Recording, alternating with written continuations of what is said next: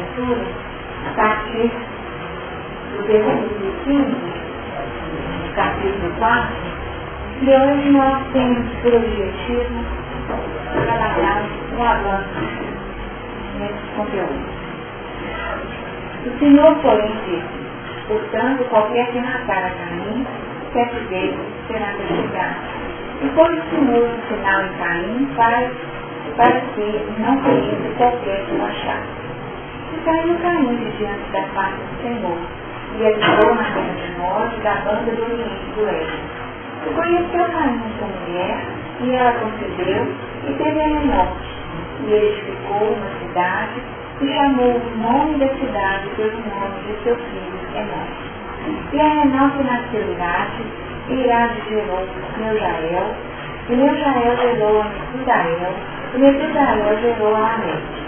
E tomou a Metusael 2 mulheres, o nome de uma era Ada, e o nome da outra Zila ou Zilá.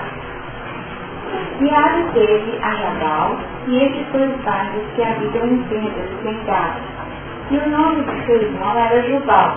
Este foi o pai de todos os que tocam harpa e órgãos. E Zila também teve a Jubal Caim, mestre de toda a obra de cobre e de ferro. E a irmã de Jubal Caim foi Naamá. Inicialmente, as duas mulheres, Ada e Zila, ouviram minha voz, vós mulheres de Lameque. Escutaram meu dito, porque eu matei um varão por me ferir e eu mancebo por me visitar. Porque 7 vezes Caim será vingado, mas Lameque 70 vezes 7. Então não Adão a conhecer a sua mulher, e ela teve um filho, e chamou o seu nome Sete, porque disse ela: Deus me deu outra semente no lugar de Abel, porquanto Caim o matou. E às 7 meses também nasceu um filho, e chamou o seu nome Enão. Então se começou a invocar o nome do Senhor. Bom, nós já trabalhamos bem essa questão da proposta de Caim de criar uma lei própria e a partir dessa lei própria instituir uma condição a partir do seu referencial. Porque na verdade não foi aceito, porque a lei escrita na nossa consciência é uma lei que transcende o nosso olhar acanhado. Esse olhar que é vivido a partir de uma expressão muito restrita do nosso patamar evolutivo. E a expressão divina se manifesta na transcendência, definindo uma condição, que é aquela proposta no versículo 15, onde o sinal seria um componente íntimo definido. O nosso nome, a nossa individualidade, é o sinal que gera em nós aquela condição de filho de Deus, criatura de Deus, e portanto sujeito a uma ordenação superior, que é a própria ordem. Essa ordenação superior se define como lei divina, escrita ou inscrita em toda a natureza. E essa lei, ela não pode ser burlada. Nós podemos gerar obstáculos à escrita. Então, nós observamos que essa lei, ela assume o seu papel e gerencia o encaminhar da nossa vida. Nós podemos criar obstáculos, mas jamais criamos um impedimento absoluto à expressão dessa lei.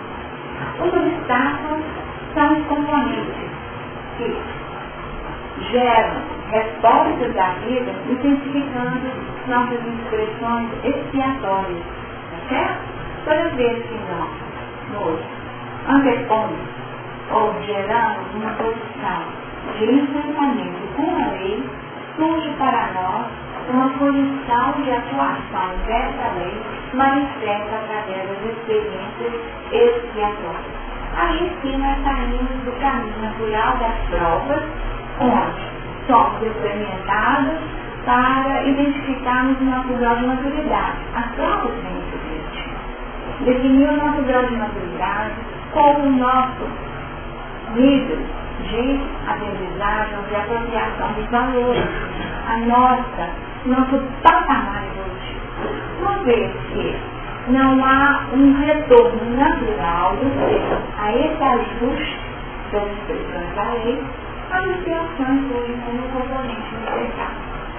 Caim, naturalmente, viveu um padrão de expiação. E viveu aquilo que era o plano expiatório, manifestando fora aquilo que vigorava na sua intimidade, errante, fugitivo e vagabundo, na terra de norte, que retrata exatamente essa condição. No versículo 17, nós temos já o movimento que seria a dinâmica estabelecida a partir de uma condição criativa do indivíduo.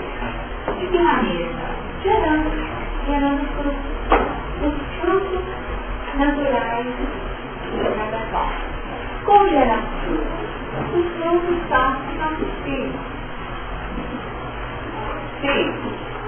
Livros, arte, palavras, pensamentos, emoções, sentimentos.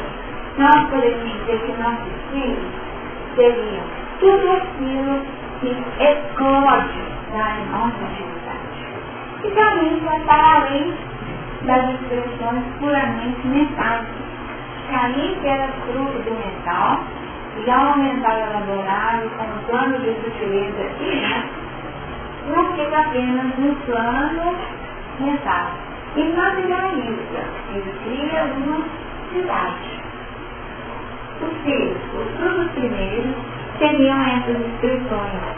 A cidade teve a Enoque e ele edificou uma cidade e chamou o nome da cidade pelo nome de seu filho Enoque. São seus frutos, inicialmente. São frutos que se manifestam como filhos. Esses filhos se desdobram em apresentações mais amplas, diversificadas, cidade. E aí nós nos questionamos. Como a cidade tem sido edificada a partir dos pontos de referência que cada um é na construção da própria função? No deserto, aquele deserto, já comentamos, de 40 anos. Um deserto que foi o tempo necessário para a maturação entre o Velho Testamento, o Pacto Inicial e o Pacto Novo, a renovação do Pacto no Novo Testamento. Nós vivemos um deserto de produções literárias, produções na palavra, enfim. Nós vivemos bem esse deserto, cerrada, onde nós estaríamos vagando dentro dos nossos próprios valores, insistindo numa manutenção de padrões que já não sustentavam a demanda interna, mas um tempo necessário para que pudesse surgir novamente a demanda produtiva. E esse benefício, caminho que é infinito. Esse filho que também é o varão. Retomando aquilo que nós já trabalhamos, o que significa o varão. Tá? O varão é aquele que busca um redirecionamento a partir da lucidez. Então, novamente, a lucidez. Nessa lucidez, Caim dá à sua cidade o nome do seu filho, definindo que também era uma produção. Aqui, nós podemos dizer que, quando nós damos um nome a determinado elemento ou um animal, às vezes as pessoas apenas veem objetos, né? Então, o objeto recebe o nome e, no fundo, reflete aquela necessidade de trabalharmos como criadores. como se nós estivéssemos colocando um sinal naquilo que é a nossa profissão. Se nós falamos, em terceiro, no filho, cuidado do nome. Tá? Então o nome é sempre algo extremamente importante, individualizante. Essa individualidade que é um grande desafio que nós temos, assumimos a nossa individualidade. Somos criaturas de Deus, individuais, únicas, embora no plano coletivo, onde existe uma expressão comum a todos, nós temos de buscar a nossa singularidade. E a singularidade se manifesta através de nós. A singularidade do Filho é nossa, se desdobra numa série de produções. E aqui nós poderíamos trabalhar o significado da palavra cidade. O que é uma cidade? Uma cidade seria uma elaboração complexa, que pede infraestrutura, que pede para aquele que administra uma percepção ampla para que possa atendê-la em todas as suas demandas. Uma cidade requer um saneamento básico, um sistema de manutenção. Uma cidade pede uma visão para além para que ela possa se expandir o prefeito. Então a cidade seria a expressão de todas as possibilidades. Nós trazemos uma visão acanhada para que ela assuma essa possibilidade de gerenciamento, de manutenção, mas também de crescimento. Essa ampliação.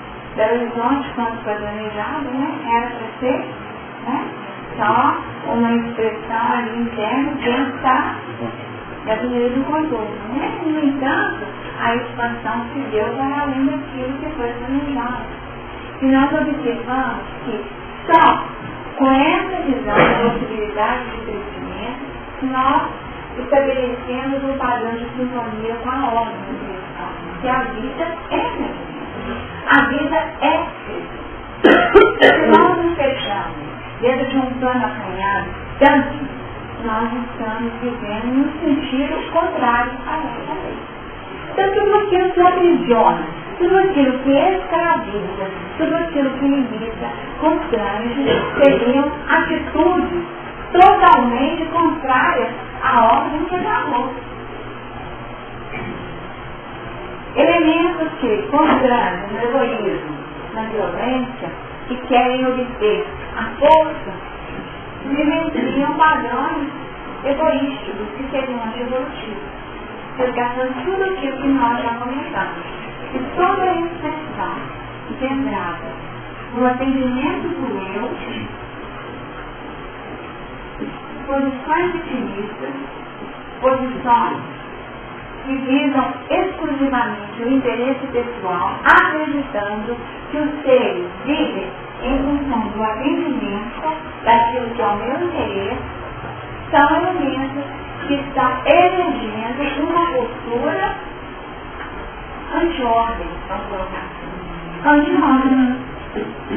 Porque se Deus é amor, o amor é a expansão e ao mesmo tempo um ponto de confluência, uma força atrativa que nos impulsiona no movimento crescente para uma plena comunhão com esse amor que é divino.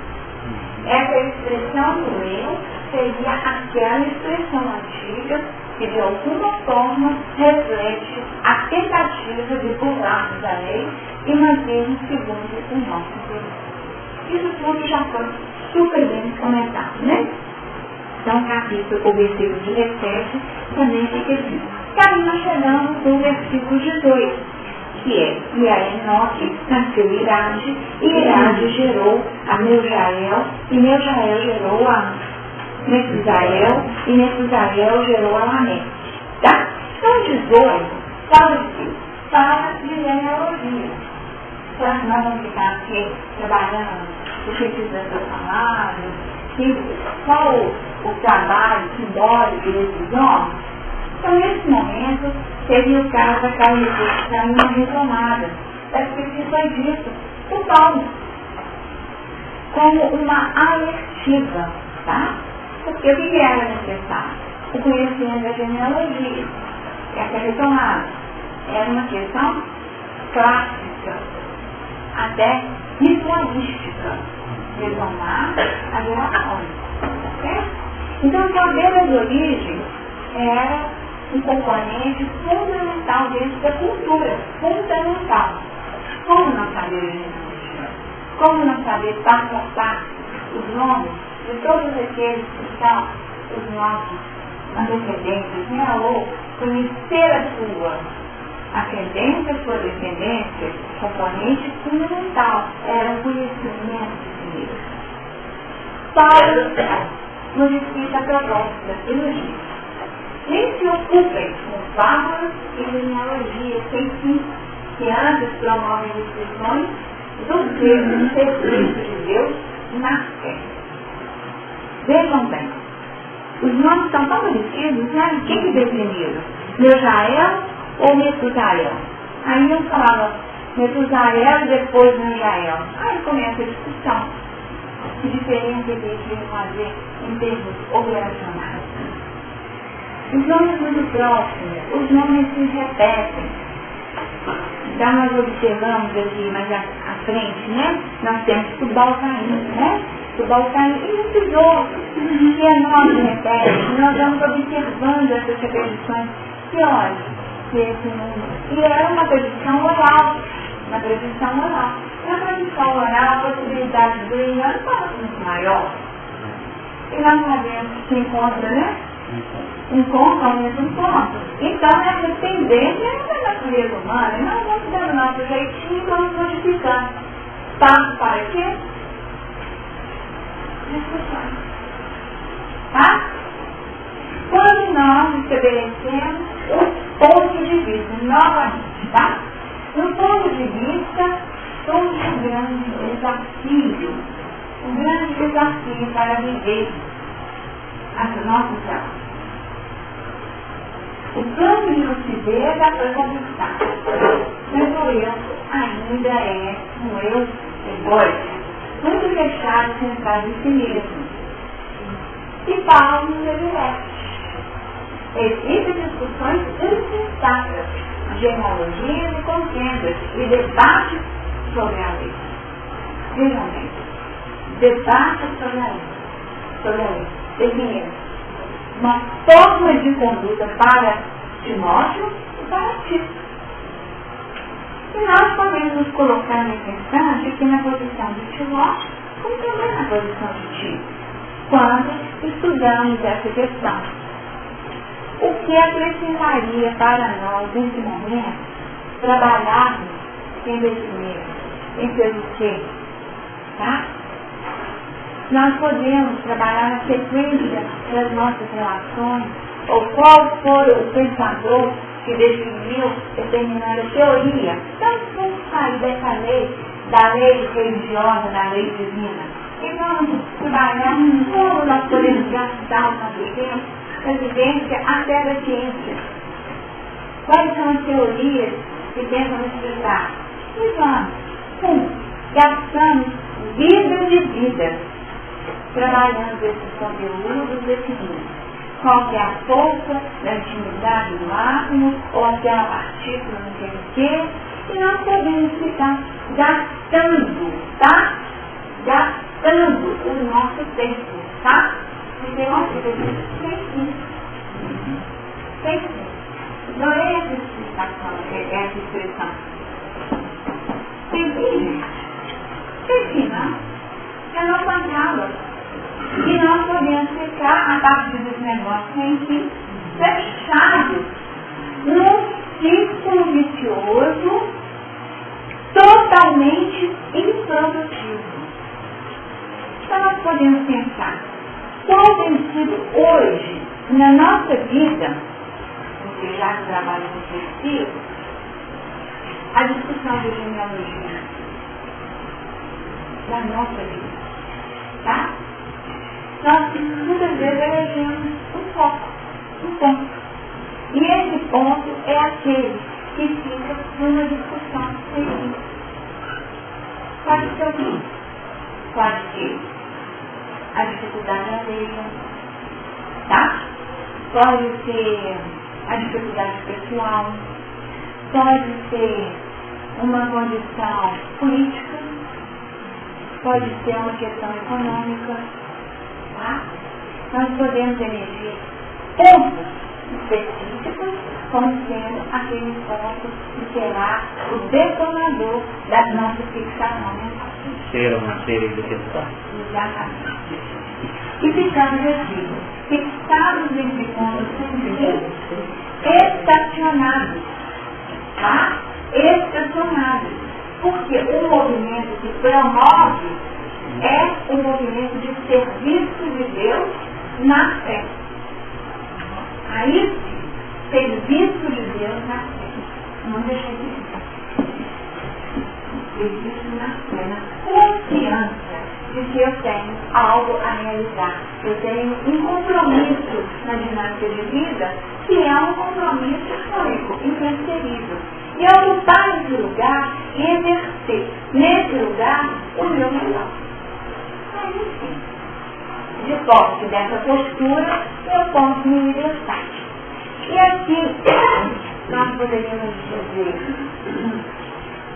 qual foi a grande palavra que contendas, debates, discussões. Tá? Discussões, contendas e debates. Qual é o elemento de discussões, contendas e debates? Como que ele faz isso? Falando. Tá? Então aqui, é isso.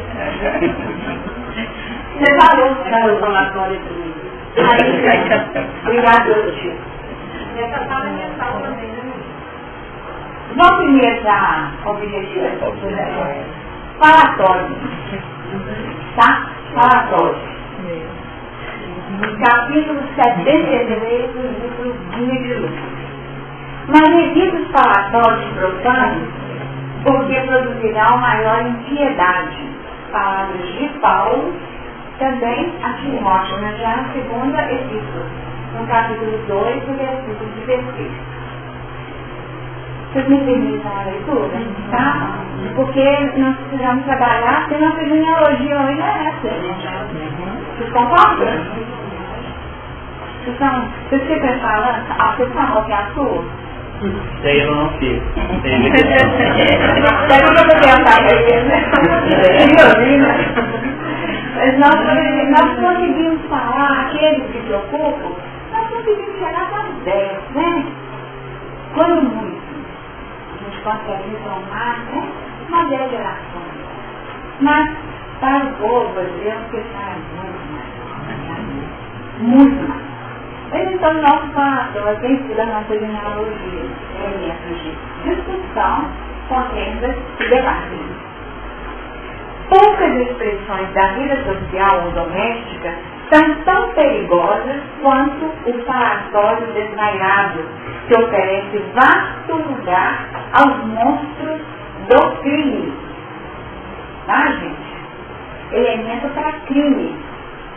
Solta a palavra e não sabe o que está acontecendo, não sabe em que terreno você está lançando. Sabe que terreno está lançando? Sabe se a pessoa está pronta para ouvir aquilo ou não?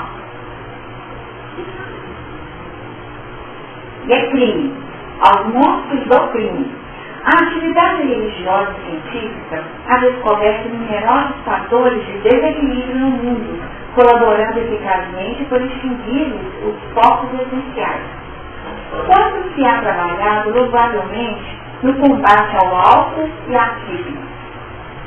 Ninguém descompete a influência destruidora. Arruinam coletividades, estragam a saúde, deprimem o caráter. Não nos esqueçamos, porém, do falatório maligno que sempre forma em desredor imensa família de elementos enfermiços ou habitantes.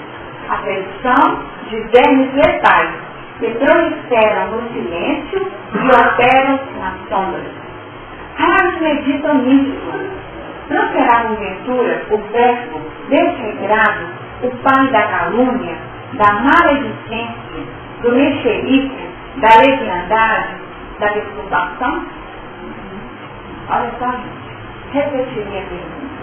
Não será porventura o verbo desregrado, o pai da calúnia, da maledicência, do mexerico, da leviandade, da desculpação? Deus criou a palavra, o homem engendrou o falatório. A palavra digna infunde consolação e vida.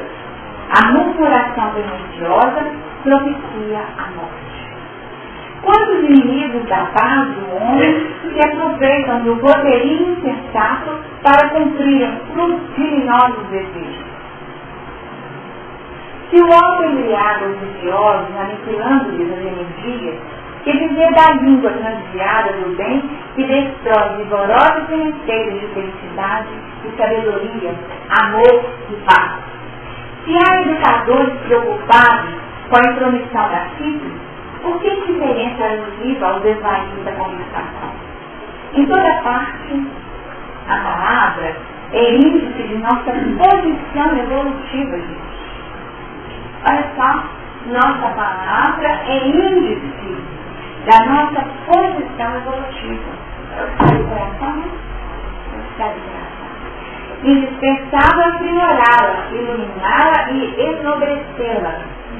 Desprezar as sagradas possibilidades do verbo, quando a mensagem de Jesus já estava brilhando em torno de nós, constitui um luminoso relaxamento de nossa vida diante de Deus e da própria consciência. Cada frase dos discípulos do Evangelho deve ter lugar digno e adequado. Falatório é desperdício.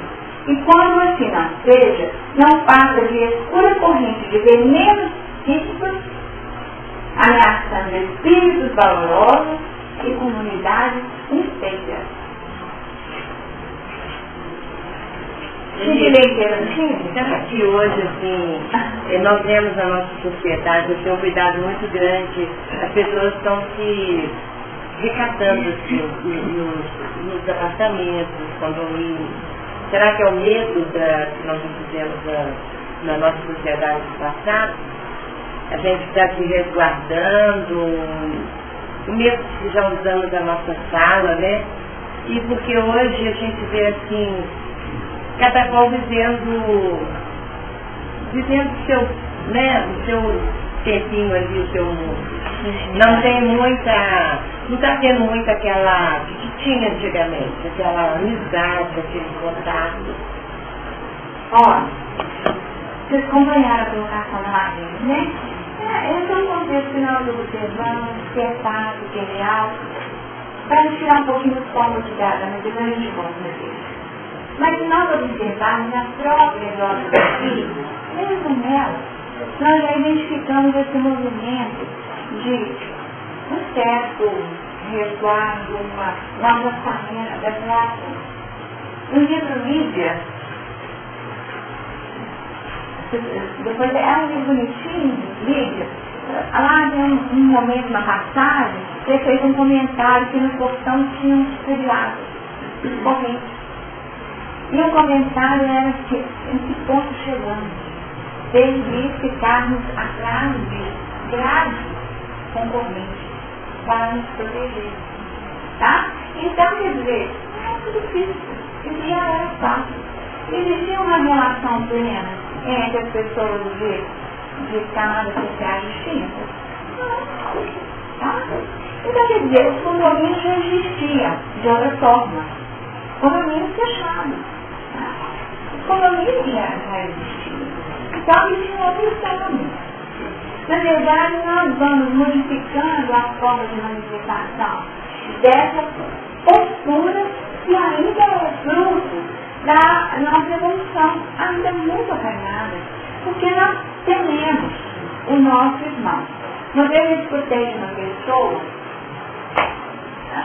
da Noruega, ela chegou e falou assim, mas aqui a diferença é muito grande, a visão dela. Aqui a diferença é muito grande. Isso estabelece violência. porque a pessoa não vem na casa e vê o outro tendo, suscita nela o desejo de ter o que está, ainda que esteja tomando.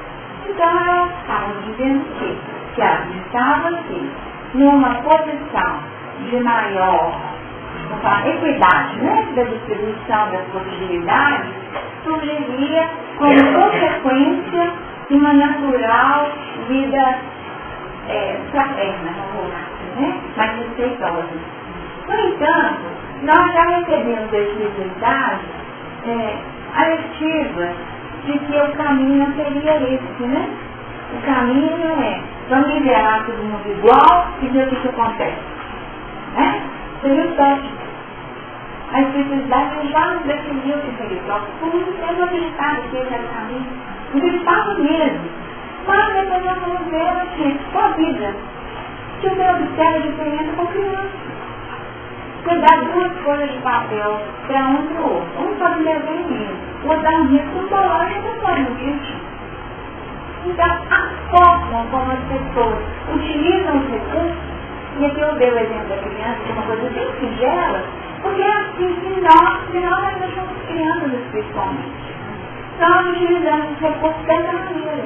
Nós podemos produzir um desenho maravilhoso, que pode até virar um quadrinho, né, para enfeitar a vida de muitos, ou ao contrário, só um rabisco embolorado que está satisfeito com a produção e depois fica, dá uma folha, dá assim, menino, dá uma folha, e aí faz outros riscos, faz a mesma forma.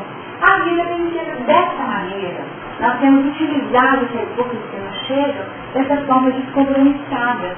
E nessa posição egóica, atribuindo a outra, mas não tem outras coisas, por isso que eu não fiz. O deslocamento, né? Da responsabilidade para o outro. Continua reclamando. Aí, quando ele chegar na reclamação, aí nós estamos na posição do falatório, tá? No falatório. Hoje, até a revista Cláudia está fazendo campanha anti-reclamação. Achei isso uma beleza. Tinha lá com os testes para você ver qual era o seu perfil, onde você se encaixava. Porque tem uns reclamadores por vício, e ele coloca assim, que é um vício de comportamento, que só reclama. Tá? E tem reclamadores distintos, reclamadores que se colocam na posição de vítima e reclamadores que se colocam na posição autoritária. Estão reclamando, mas são reclamadores do mesmo jeito. Então você vai gerar o seu nível de reclamação, de murmuração. Porque isso é fixação de comportamento, que é discussão de genealogia. É uma coisa, tá? Que nós deveríamos trabalhar de casinha. Então, como eu estou usando a minha palavra? Porque eu não estou claro que a palavra divina, ela consola e ela edifica, né? E ela faz um trabalho imenso de construção, porque ela infunde consolação e vida. Então nós deveríamos fazer uma avaliação. Será que a minha palavra estaria dando consolo e vida? Ou ao contrário? Ao contrário, a minha palavra está sendo uma palavra que expressa um vício. E pode ser qualquer um. Pode ser calúnia, pode? A calúnia é violenta, né? A calúnia é terrível. Porque a calúnia parte de uma inverdade, né? Parte de uma inverdade geradora de crimes mesmo, porque a partir de uma calúnia você fala uma coisa que não é verdade. E aquilo se desdobra, cresce e vira de um tamanho, porque eu achei que era de uma interpretação, eu queria olhar para mim e disse tudo. Disse tudo no respeito da alma. Disse tudo o quê? Né? Então, será que nós teríamos essa autoridade de olhar a vida do outro e apontar na vida do outro essa ou aquela postura? Se nós não sabemos que a própria espiritualidade fala do coração do outro é realmente algo particular que só o próprio indivíduo pode avaliar, é plantar. Como nós nos colocaríamos na posição de definir o que vai na intimidade do outro? Ou nos posicionarmos numa condição de julgamento para dirigirmos a vida do outro. Tá? Então a calúnia é parte dessa condição. Aí eu estou falando de uma calúnia até bem intencionada, tá? Não estou ainda na calúnia de maldade, não. Tá? Que a calúnia de maldade expressa uma condição do espírito em um patamar muito assim daquilo que nós já estamos tentando vivenciar. Porque nós podemos muitas vezes até caluniar em nome do bem, né? Isso está cheio, né? Olhei para o menino, vi o olho vermelho, é droga. Tá?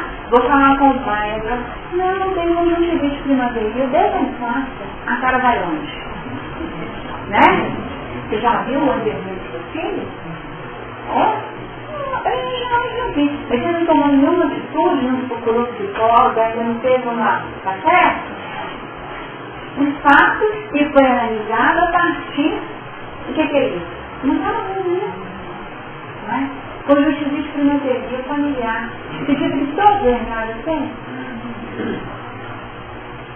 E aí? Ah? Então, cuidado, né? Porque nós podemos ser pegos por nós mesmos.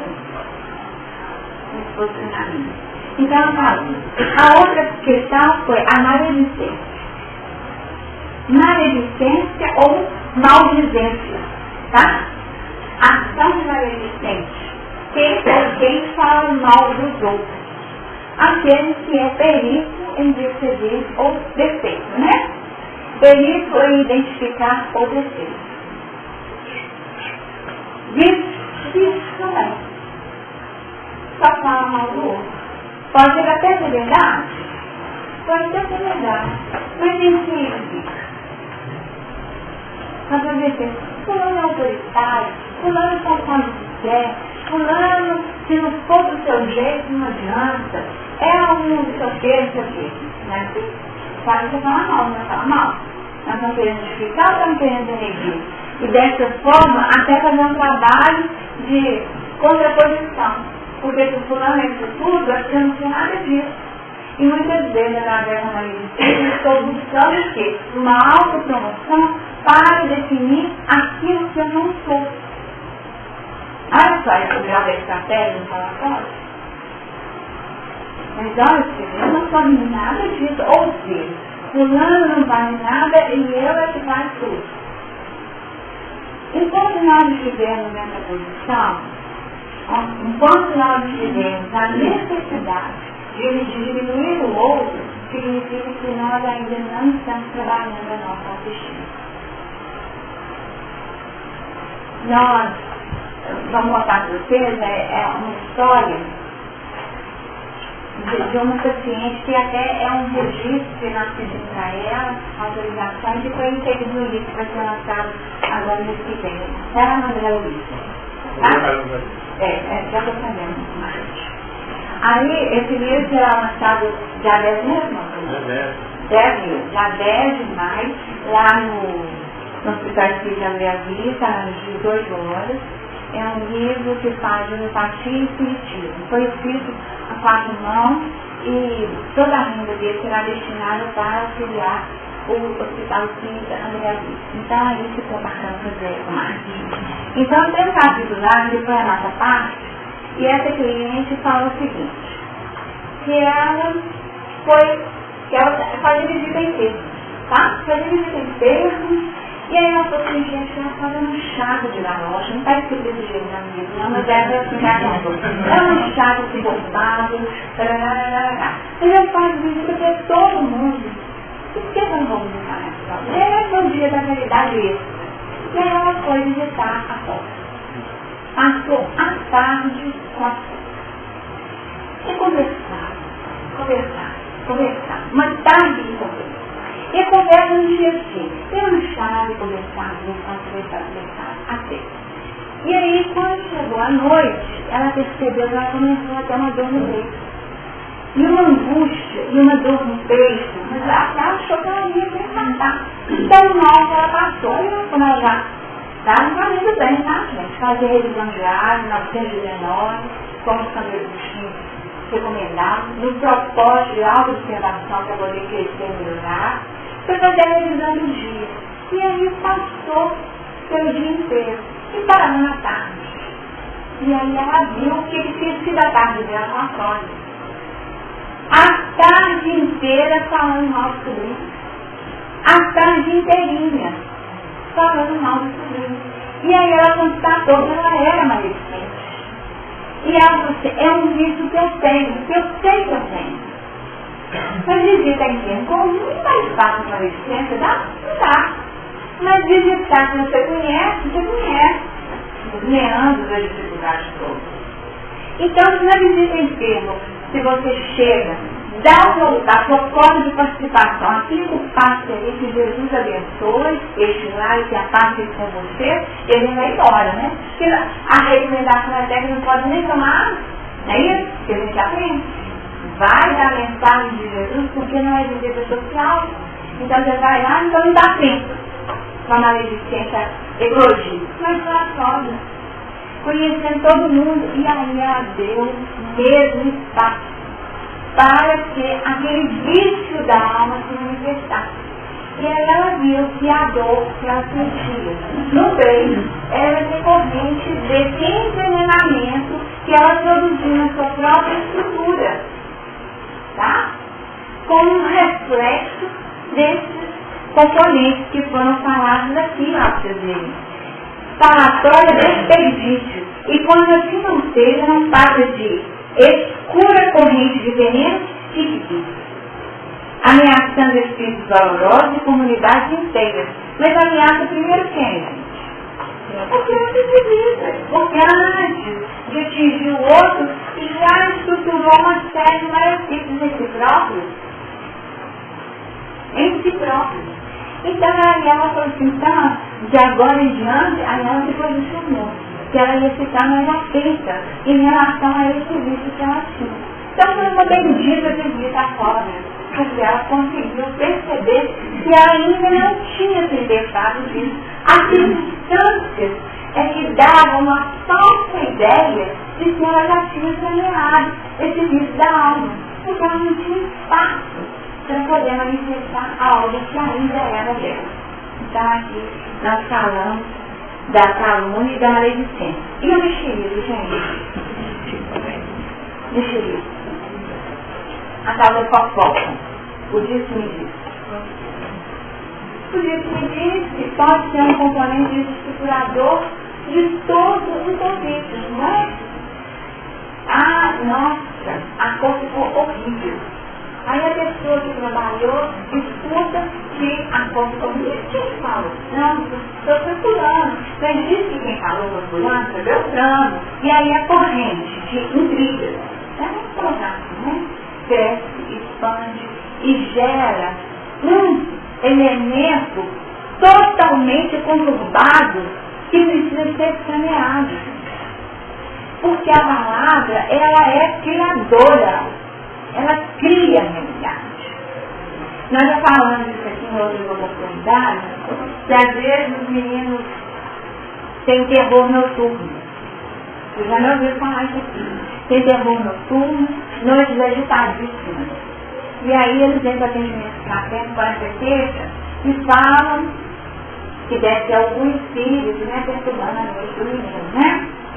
Algum espírito perturbando a noite do menino, e que vieram, quem sabe alguém que deu o curso lá, fazer uma limpeza na casa, como que podia limpar, deu uma puxada, uma captação, dando vários caminhos.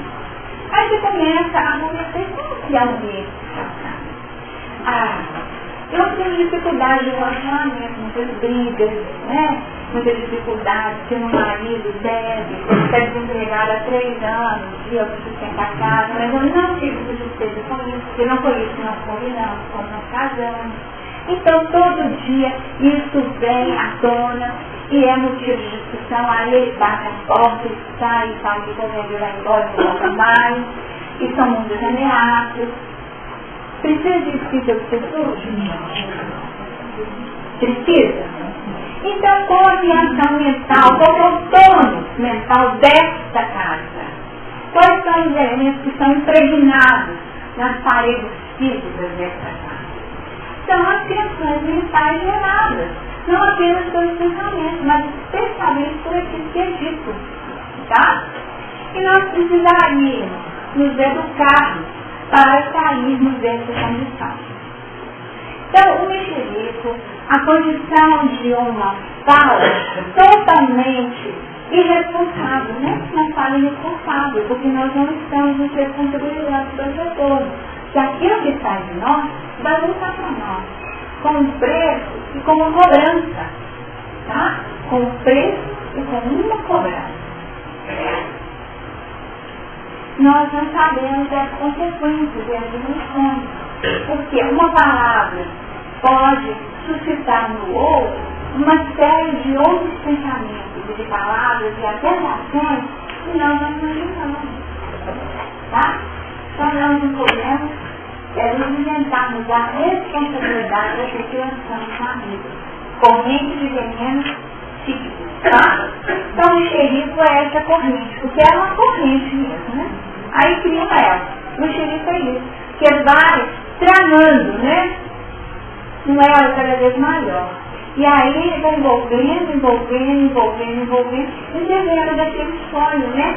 Da menina que estava sendo noviada e que encontra com a avó no plano espiritual, dizendo, estava não. Você não vai lembrar claramente, quem lembrar da história pode sair detalhe.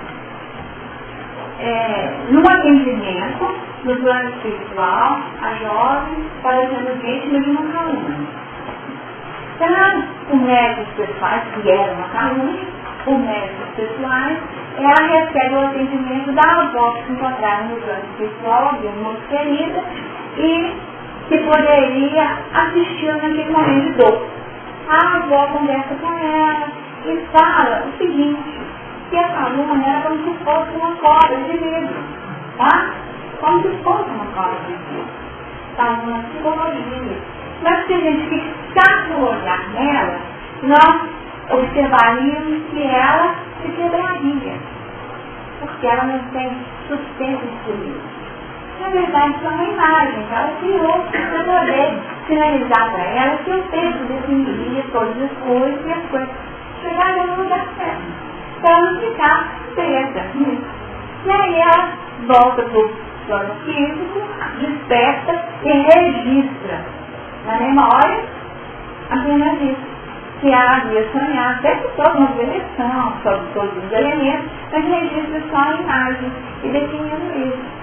Estava funcionando com uma cobra de vidro que se despedaçava diante do olhar e que tinha uma relação com a questão da própria cabeça. Então nós precisamos ter essa clareza. Quantas mensagens nos são ditas de crimes definidos por uma posição indevida? A própria Lídia de Renata não foi vítima de calúnia? Que é calúnia. E o que gerou?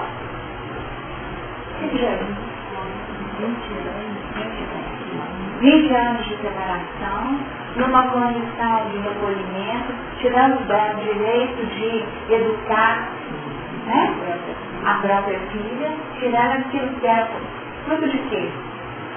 Só, né? O que mais? Então, enxerguismo, leviandade. Não cabe mais para nós a questão da leviandade. São palavras inconsequentes. Palavras gastas sem qualquer proveito. Tá? Você conhece esse livro? Final verde? Quem não conhece, procura sensibilidade. Regras de conduta. Daí foi embora, fez um comentário daquele que chegou dele e falou que é próprio para quem ainda não conquistou, não falar de não falar inglês, tá? Não conquistou a educação na linha da convivência, tá? Porque nós ainda, de fato, não aprendemos a conviver. E aqui nós temos regras de convívio, tá? E dentro dessas regras, questões a meditar. Você dominará sempre as palavras que não diz. Entretanto, se subordinará àquelas que pronunciam. Não tem jeito. Aquelas que pronunciam. Falou.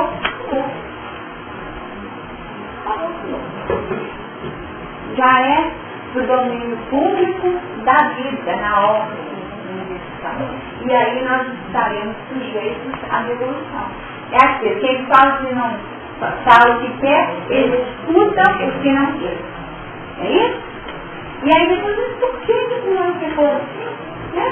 Não fiz nada. Não faz nada que eu isso, né? Tem que ser tudo convidado, porque cada um é um mundo em si. Zele pela tranquilidade da sua consciência, sem descurar de sua apresentação exterior. No que se refere? Isso tem vários. Né? Aí fala de o sorriso espontâneo é uma bênção, atraindo outras bênçãos, cada ação que você pratica é uma luz que você acende, mas, a última, quem fala menos, ouve melhor. E quem ouve melhor, aprende mais. Tá? Adorei essa, né? Quem fala menos, ouve melhor. E quem ouve melhor, aprende mais. Então aqui nós temos em relação à palavra essas sugestões interessantíssimas. E existem outras que, já que nós estamos falando, então alguns temas devem ser evitados. O 29, gente, tem temas inoportunos. Então, 1, 2, 3. Ele é tão pequenininho, mas temas inoportunos. Então vamos evitar, né? Doenças, crimes, intrigas, críticas, sarcasmo, contendas domésticas, desajustes alheios, conflitos sexuais, divórcios, notas deprimentes com referência a irmãos considerados estrangeiros, pronunciadas, né? Piadas portuguesas, piadas portuguesas, né? Racismo, preconceitos sociais, divergências políticas, atritos religiosos, autoelogio, carestia de vida. Eu estou pensando em quase que estão incluídos, tá? Nós, né? Males pessoais, lamentações, comparações pejorativas, recordações infelizes, reprovação a serviços públicos, viu, gente? Então, reprovações a serviços públicos, escândalos, infidelidade conjugal, pornografia, comentários desprimorosos quanto à casa dos outros, serviços de favor, a cor da parede, e olha que você vê uma pessoa com tantos recursos de favor, anedotário inconveniente, histórias chulas, tá? Certamente não existem assuntos indignos da palavra, e todos eles podem ser motivos de entendimento e de educação. Mas sempre que os temas inoportunos ou difíceis forem lembrados, aí tem que ensinar como eles comportam. Em qualquer conversação, o equilíbrio e a prudência devem ser chamados ao verbo em manifestação, para que o respeito aos outros não se mostre evidente.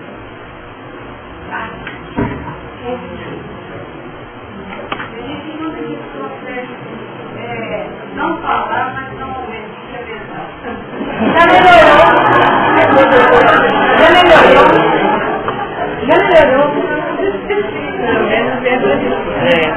Já melhorou, tá? Já vai a caminho, tá? Porque na nossa infantilidade, na nossa impulsividade, nós deixamos que as palavras surjam e saiam antes de uma reflexão, tá? E o nosso exercício seria, primeiro, meditar aquilo que nós gostaríamos de dizer. Se nós falarmos meditar, nós estamos sujeitos a não usarmos os verbos de acordo com a proposta que Emmanuel definiu como elemento de consolação e vida. Diante disso, qualquer assunto pode ser válido. Qualquer assunto que ele chegue de vida, sem dúvida.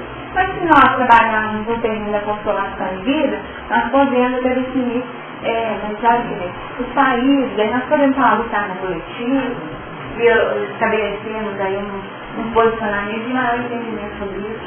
Isso tem a ver, você já observou que existiram épocas que o que definia a dificuldade era no terreno, e agora nós temos um novo setor, nós estamos vendo uma mudança no painel. Tudo acontece de forma devagar, porque a evolução do espírito está levando tempo. Falando daquele cheiro de vida, não fala? De que forma? Deu para consolar?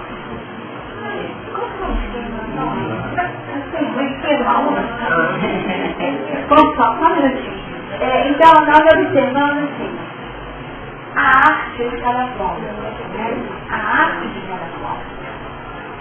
Mas quanto mais nós conseguimos sustentar na intimidade esses assuntos, tá? Sustentar na nossa intimidade, tentamos refletir a nossa chance de sermos úteis e até de sermos utilizados pela espiritualidade de forma efetiva para acrescentar algo para as pessoas, será maior, porque nós não vamos ficar só na crítica, tá? Nós não vamos ficar só na crítica. Então é importante silenciar até a vez, porque no silêncio, que nós temos o primeiro passo da oração, então é muito fácil que eu estou pensando, avaliando, silenciando, não tem tantos outros ângulos, né? Que precisam ser avaliados, respeitar o limite de cada qual, a forma de pensar de cada qual, né? Nesse campo de julgamento que a gente a favor o Arnaldo Rocha que contou um caso muito interessante de entender dele, dizer que atravessando, esperando a vez de atravessar a rua, ele e o Chico em Belo Horizonte, e o sinal estava vermelho, o Chico podia o trânsito está propício para atravessar, mas ele falou, não, se nós não habituarmos a cumprir a lei nas coisas mais simples, fica mais difícil nas outras coisas. Então eles estavam parados ali, chegou uma moça, até nós, mas toda fisicamente defeituosa, usava as mãos para andar, toda tonta. O Arnaldo ficou no Chico, que pensa numa frontura na outra. Aí o Chico falou assim, ledo engano seu, espírito luminosíssimo que só veio para exemplificar. E foi falando, olha, sabe como que ela aprendeu a ler? Procurando jornal no lixo e aprendendo. Tal a pobreza dela. Mas o espírito de uma envergadura moral elevadíssima. Então, para mim, pelo menos, acabou aquela pretensão minha de ver qualquer um com uma deficiência física já fazer essa projeção. Diagnóstico, né? Diagnóstico. É porque nós observamos só uma pontinha do iceberg, né? Nós não sabemos da construção do indivíduo nas suas bases, né? Só um minutinho ali,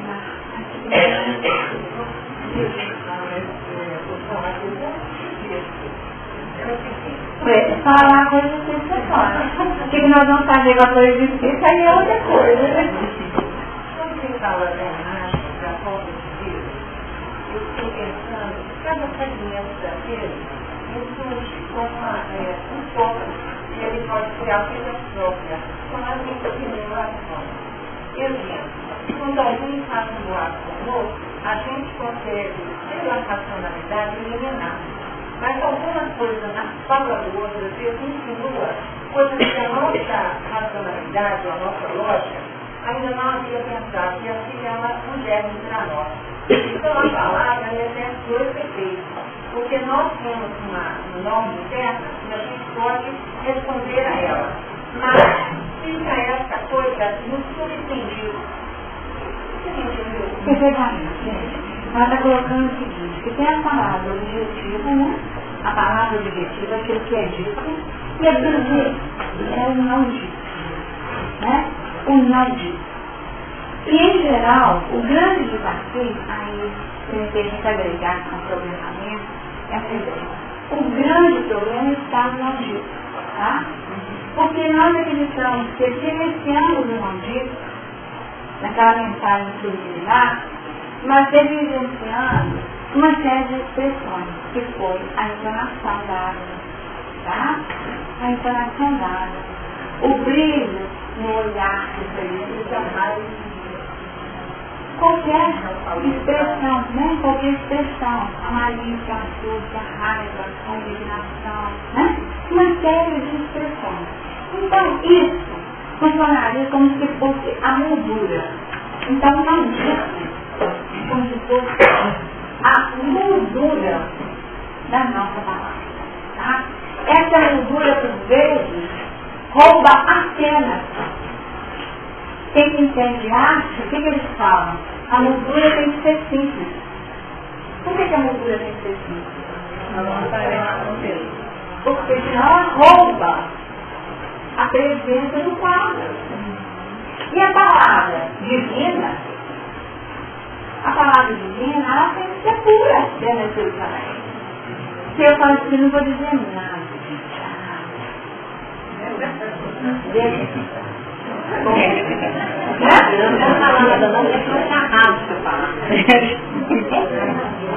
Não, mas a minha é mais o meu é mais dominado. Gente, cruel, nada é. Crueldade silenciosa. Então, foi cruel aqui, na moldura. Então a palavra não dita, ela acabou roubando a cena de tal forma, definindo ainda aquilo que existe na minha intimidade enquanto pensamento. Mas sabe, aí nessa hora minha cai. Tá? Aí já está comprometido. Porque não precisa ser só manifesto, como o som. A palavra não dita, ela sai. Ela sai. Tá? Ela é criação. Ela é criação. Então aqui nós temos um outro aspecto, né, da palavra, muito interessante. Então, a dita e a não dita, tá? Como eu disse. Na sequência, é o imagem. É o seguinte, eu reconheço os movimentos sociais, os debates, para a gente trazer as denúncias ou ajudando a gente a melhorar o nosso pensar.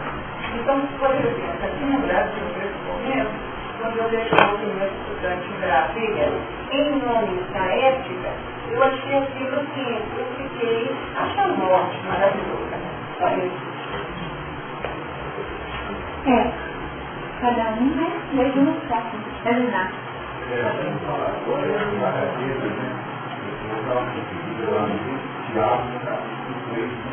Tiago 3. Todos os poderes da palavra. Para fazer o milhões, Tá vendo, não? Pode ir, que já vai virar para ele. capítulo 3, Tiago. Meus irmãos, muitos de vós não sejam mestres, sabendo que receberemos mais de porque todos professamos em muitas coisas. Se alguém não professa em palavra, tal varão é perfeito e poderoso para também refrear todas as coisas. Então eu vou conversar e vou ler 6. A língua também é um fogo, como um mundo de iniquidade. A língua está posta entre nossos membros e contamina todo o corpo, e inflama o curso da natureza e é inflamada pelo inferno. Gente, vocês viram? Tá? Aquela história, né? Que o Chico também, né? De colocar a água, né? De contar a fé dela, para poder pensar e depois esse sai e não sai, né? E aí, quando você está com o que é perguntado, a Bruno falou nessa língua. Então, Emmanuel, ele não faz uma frase no ouvido de colina com a boca de fala. Então, cuidado aqui que eu não vi, não é como vamos calar, vamos dar uma. E tem um outro desafio também, né, gente? Tem um outro desafio, porque a gente fala assim, não falo nada. Eu só pergunto como que o outro faz. Não, mas aí, sabe assim, aí tá uma coisa, não é esse silêncio não, tá? Não é esse silêncio da sagacidade não. Porque, sabe, puxa, a não ser aqueles que trabalham com esses conteúdos, né, que precisam promover a abertura, que precisam pontuar e pintar a fala do outro para que o outro se mostre, no sentido terapêutico de crescimento, aí é arte, né? Mas aí é arte. Com certeza é arte. Mas aqueles que aprimoram o uso da palavra para poder arrancar do outro elementos que possam ser usados, não sei como dizer, só por curiosidade, porque isso aí cada um sabe, né? Porque aí é a leitura de cada um. O que é o módulo do seu interesse? O que está por detrás? Conhecer os pontos fracos, o que é o vício mesmo, sei lá o quê. Então nós temos que pensar, repensar muito. Como que é a minha escuta também, tá? Porque não a gente fica achando, não faz não, faz escuta, as pessoas falam demais comigo. Mas eu já desenvolvi essa arte. Para que eu fique resguardado e ao mesmo tempo a pessoa se expõe, tá? Não sei quem é você na área. Vai sim, tá? A criança não é pra mim.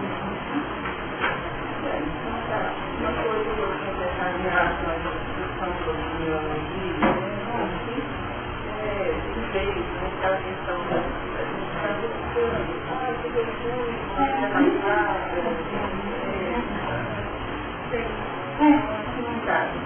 não cabe também, né, gente? Cabe a reflexão, porque é um outro ângulo, né? É um outro ângulo importantíssimo.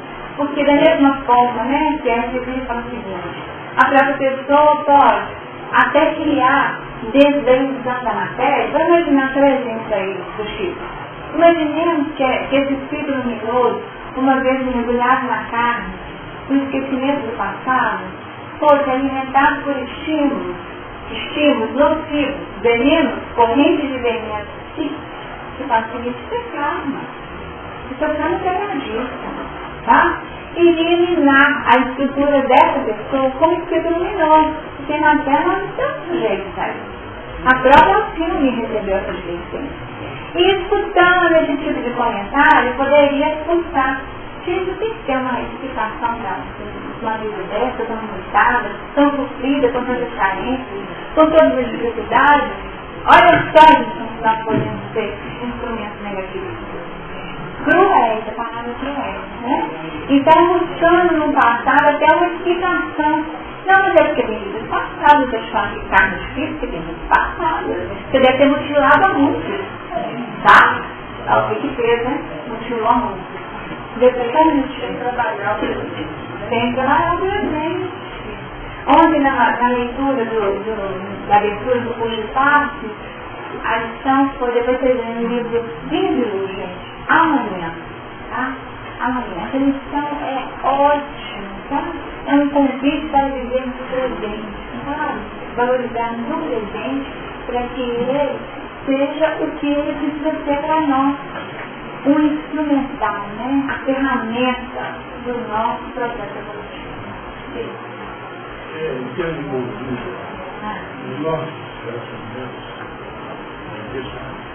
em casa, no trabalho, onde for, nós vamos sempre a gente é um objetivo. Qualificando uma série de observações que se manifestam depois do julgamento.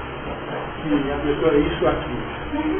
Deixando de fazer oportunamente e pontualmente uma observação concreta do fato para ter uma conduta melhor dentro dessa atividade. Você vai acompanhar o pensamento dele foi super nobre, né? E aí eu vou pedir para que ele dê um exemplo desse adjetivo. No trabalho, por exemplo, se a pessoa está num cargo gerencial mais alto e ele tem um subchefe, um abaixo dele, que vem trazer a proposta de demissão do empresário. Aí ele fala assim, não presta.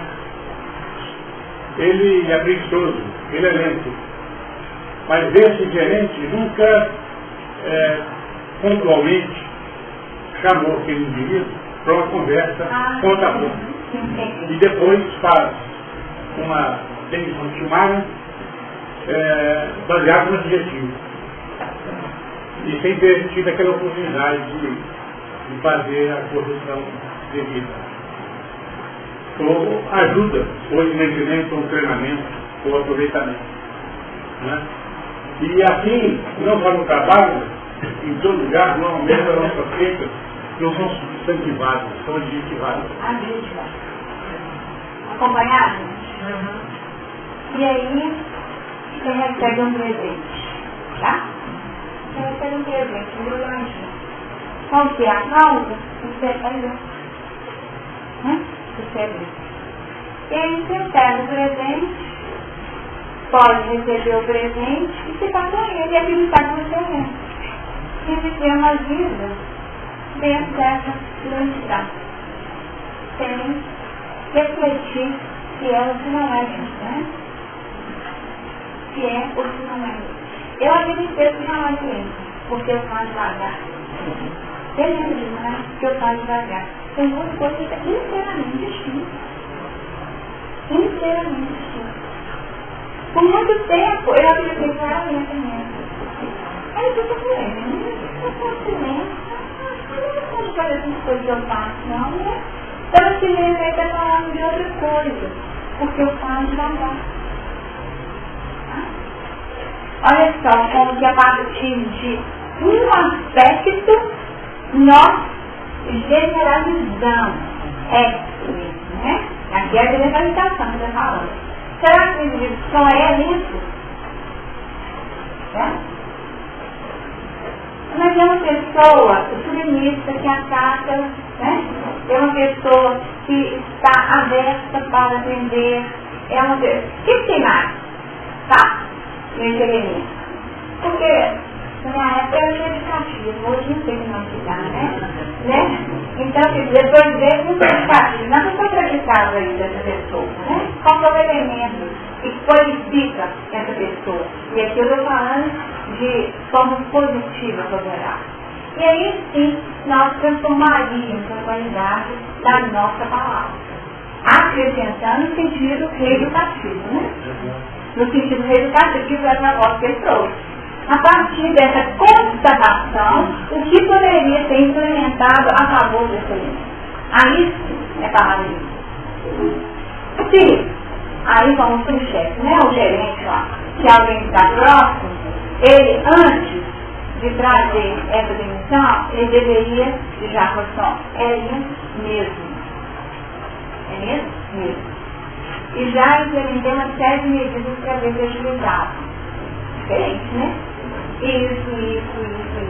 Tem esses e esses valores, mas não tem sido suficiente para contrapor a esse limite pessoal. Diferente. Será que nós estamos lidando com as pessoas? Ou nós nos fixamos naquele sonho do lençol, né? O potinho, né? Por exemplo, o que vocês estão vendo aí? Um ponto.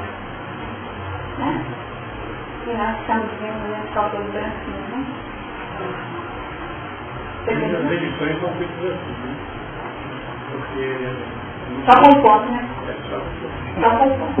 O ponto é que define, né? Mas a evolução, né? Aqui eu estou falando da coletividade, né? Do mundo de regeneração, com certeza vai ali, tá? Para outras formas, né? De regeneração. Eu espero que essa seja uma conquista, né? Essa nova etapa evolutiva da Terra, né? Em alguns ambientes, já existe todo um empenho de qualificação, né? Dessa mas eu não vou chamar. Não, eu acho que você deu oportunidade. Mas é um outro ponto, né? Talvez uma outra visão, que a gente escuta muito, né? Cada pessoa fala assim, eu ouço, e fica calado, não falo nada, porque eu fico com medo de magoar. E fico com aquela doença, fico com água, fica com raiva. A verdade é. Ah, tá. Então ele projeta, né? Absorve. A pessoa não fala, eu estou no ponto. Ah, tá. já continuou pelo silêncio, né? Então, assim, igual o escutar do imagens ali, que a gente tem que ver que escuta é essa, se é uma escuta tardia ou não. Aí nós temos que ver se o nosso silêncio, olha como estamos dizendo, se o nosso silêncio é um silêncio saudável, de fato. Isso é uma proposta de regime de vida que promove evolução, que é visível, né?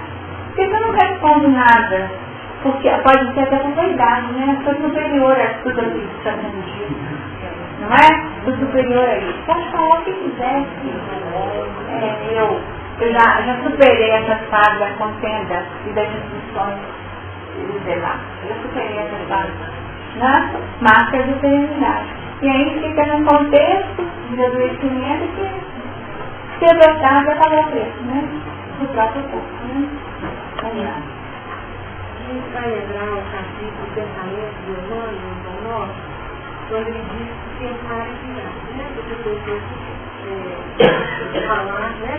A fala é criação. E aí, fica pensando o seguinte, nós nos preocupamos ao fazer a autoanálise no final do dia, do que fizemos, mas nunca do que pensamos durante o dia. Porque aquilo que a gente fez já está feito.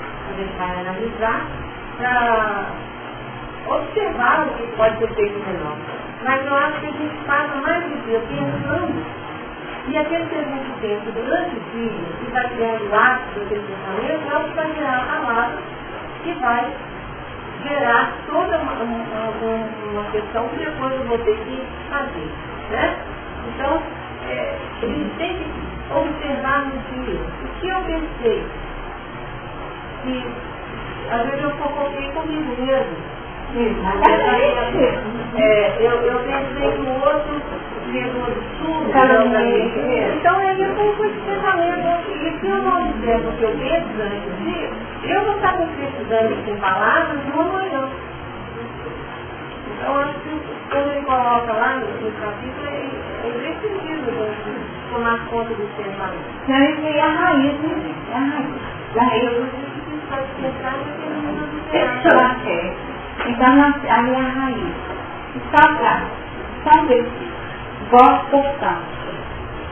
portanto, amados, sabendo isso de antemão, guardai-vos de que, pelo engano dos homens abomináveis, sejais justamente arrebatados e descaiais da vossa firmeza. A nossa firmeza está na raiz. Né? Portanto, o mal na raiz. E cortar na raiz é no pensamento. Isso tem a menor sombra de dúvida. E Emmanuel comentando diz, o esclarecimento íntimo é inalienável tesouro dos discípulos sinceros. Esse é o nosso tesouro. Trabalhar essa sinceridade.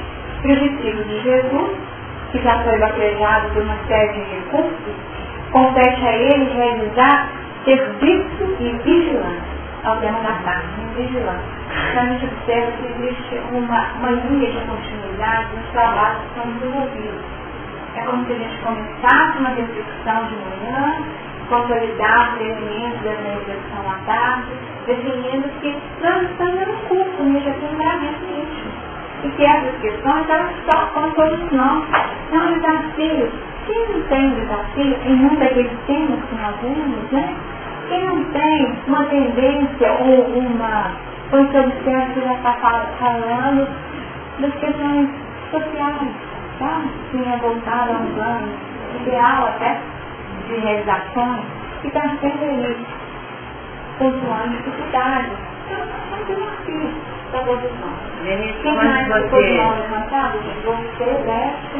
Quando escreve. Meu Deus, segurando a frente. Tá? Quando você complementar, fala aí de quem escreve via e ainda assina. Está na mesma estrutura de falar? Não, tá pior. Tá pior, né? Tá pior. Quem escreve via tá pior. Tá? Porque são coisas que eles sempre não fazem, coisas que eles falam muito tempo, né? Então, aquele que escreveu, ele, na verdade, ele já concretizou o ato, né?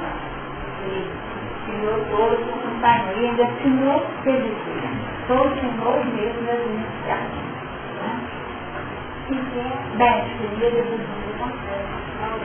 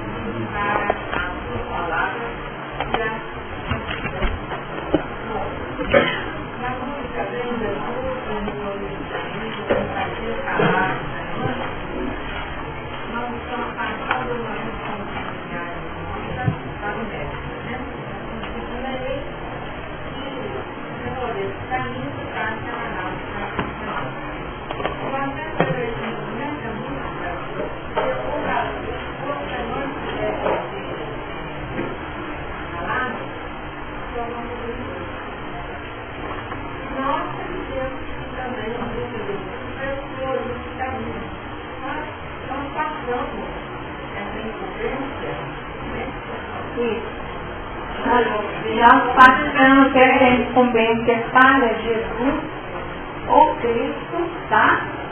Cabendo a Ele definir, mas na vida nós vivemos dessa forma, porque todos buscam o que é seu e não o que é de Cristo, tá? Aos Filipenses, capítulo 2, versículo 21. O que esse versículo sugere e aponta para nós a partir do comentário? Nós queremos a transferência de responsabilidade nas consequências daquilo que nós fazemos para a vida. Então, nas consequências, a responsabilidade é do outro. É uma vida, muitas vezes a gente vive uma vida de total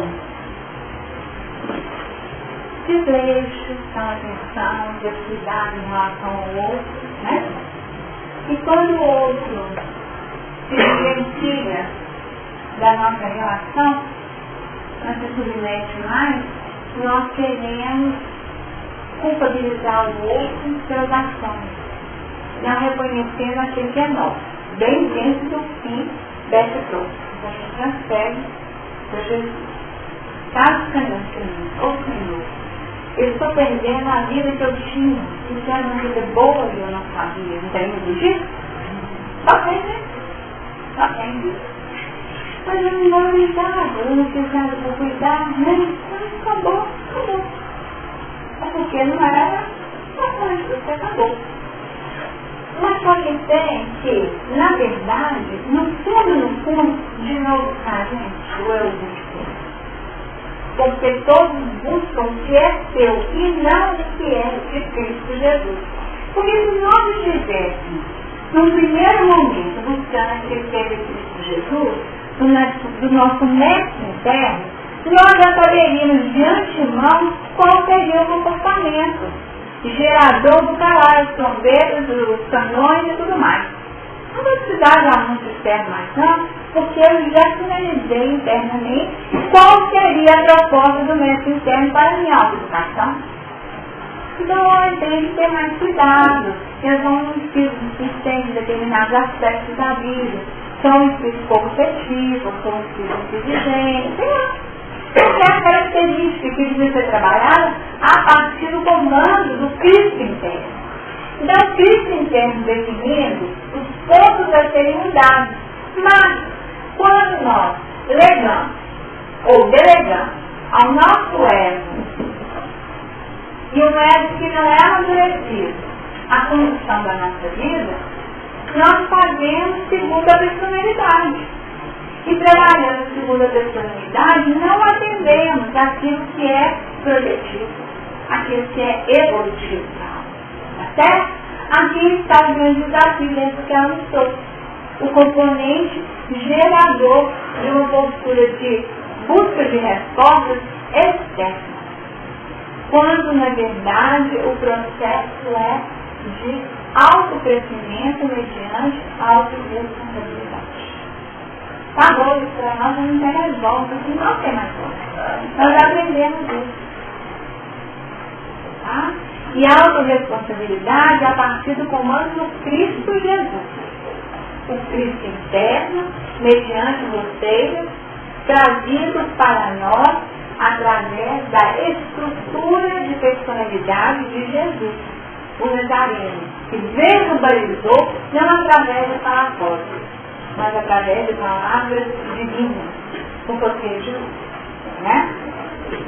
Então, como você falava, eu lembrei do Emmanuel, que fala o reflexo forte da emotividade, para chegar na palavra. Então tem uma trajetória interna, deve estar vigilante, para ficar atento, tanto no reflexo, que não tem como controlar ele, mas a emotividade começa um processo de vigilância, de pensamento, para depois chegar na palavra. Então tem um caminho grande. Exatamente. Gente, vigilância é a tônica, né? Então vamos deixar aqui fechar com essa proposta, né?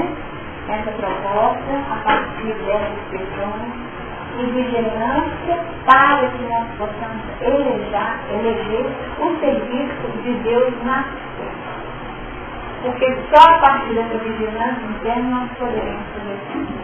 Se não existir vigilância, nós estaremos sujeitos aos embates do dia a dia da vida. E podemos nos perder na estrada de forma muito infeliz. Aí a gente volta nos ali, né? Os frutos que projetou Caim. Exatamente. Ou os frutos que projetam Abel, né? E filhos de Caim, que naturalmente se apresentarão no outro momento como Tubal-Caim.